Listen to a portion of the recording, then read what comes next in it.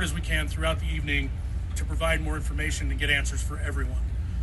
With that, as I stated, it would be irresponsible for me to speculate right now on motive and other things. I will take maybe a handful of questions, but then I've got to go back to a briefing. I had a quick one. Yes, Sean. Was an actual protest going on when this occurred? Were a group of people gathered and were words said that would indicate this had anything at all to do with that protest? So what I will tell you, on Pearl Street, it's a walking pedestrian mall downtown here. There was a lot of people out. Very beautiful day. There was a group of pro-Israel people that were there in a peaceful demonstration. I wouldn't even call it a protest. I believe that happens frequently down here. They were there in that area. We are looking and actively interviewing victims and witnesses to determine if that group was targeted or others, and we just don't have those answers yet. Those are things we hope to be able to provide you later this evening. FBI is already calling it a targeted terror attack. Mm-hmm. Would you also refer to it as a terror attack? So I've been in contact with our local FBI multiple times. We are in contact with them here. We are not calling it a terror attack at this point. Again, it's way too early to speculate motive. I know there's a lot out there on social media, but I ask people just to give us a little bit of patience while we work through a really complex scene. A lot of witnesses were here. We've taken them to another location to debrief them and interview them. As we do that, I think the picture will become more clear. But it would be irresponsible for me to speculate on motive this early on. We're only a couple hours into this thing. About the suspect, can you confirm the description about him? Because we know any picture running in social media. I haven't seen it, and I wasn't here when he was arrested. All I know is it's an adult male.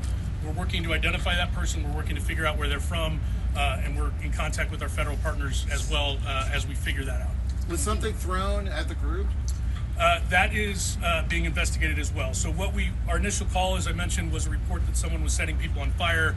That is fairly consistent with the injuries that we found on scene, but we're not 100% certain how that happened, and that's what we're doing to interview.